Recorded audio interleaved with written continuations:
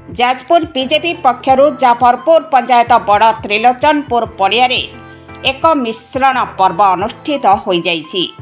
जिला बीजेपी सभापति गौतम राय सभापतित्व में अनुष्ठित यह मिश्रण पर्व में राज्य समवाय मंत्री प्रदीप सामंत, सांसद डॉक्टर रवींद्र नारायण बेहेरा, बड़चणा विधायक अमर नायक, युवा नेता उमेश जेना प्रमुख अतिथि भाव जोगदे बीजेपी सरकार रे समस्त को न्याय मिलवा सह जाजपुर में विकास शिखर को छुईब बोले मत प्रकाश करथिले।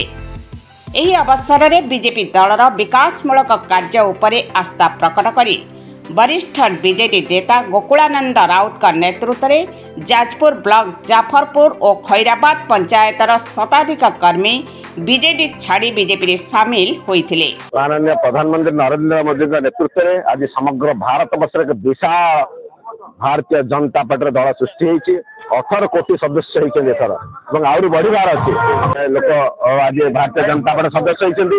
आज ओडिशा डबल इंजिन सरकार आसी माननीय मुख्यमंत्री मोहन माझी का नेतृत्व में ओडिशा विकसित ओडिशा हवाक जाऊँगी। जाजपुर जिले में जहाँ कही बीजेडी गढ़ माने हजी हजी जाऊँगी सुदृढ़ बीजेपी भारतीय जनता पार्टी गढ़ा जाऊँगी।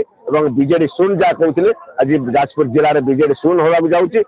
मोहन माझी नेतृत्व में प्रदीप सामंत नेतृत्व में ये जो बीजेपी सरकार राज्य है जो प्रतिश्रुति निर्वाचन पूर्व दल देता गोटे पर गोटे कथा साकार होगापी जाऊँ। महिला कथा हो, चाषी कथा हो, श्री जगन्नाथ कथा हो, ओडिशार सामग्रिक विकास कथा हो, ये कथा है लोके आज अनुभव करुँचे 24 वर्ष काल खाली शुणुले विकास छवि देखुले, स्वप्न देखुले किंतु विनाश होता। विशेष करके जाजपुर माटीर खଣି खादान पहाड़ को लुटुले, जाजपुर लोक सर्वसंत होता। आज तार मानसिकतार परिवर्तन होती। सेमानक उपस्थित बीजेपी नेता माने दलीय उत्तरीय और टोपी पिंधाई दल में सामिल करथिले।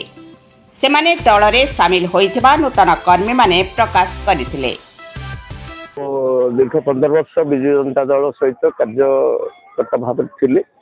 मोर लक्ष्य आम अंचल विकास तंत्र को संपूर्ण भाव हत्या कर सरपंच समिति मेंबर जिला पंचायत से कौन क्षमता नाला।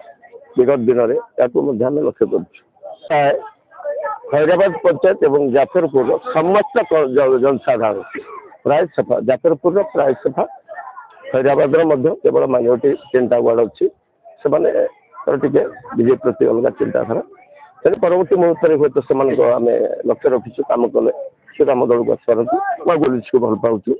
प्रधानमंत्री ब्यूरो रिपोर्ट न्याय लगा लाइव।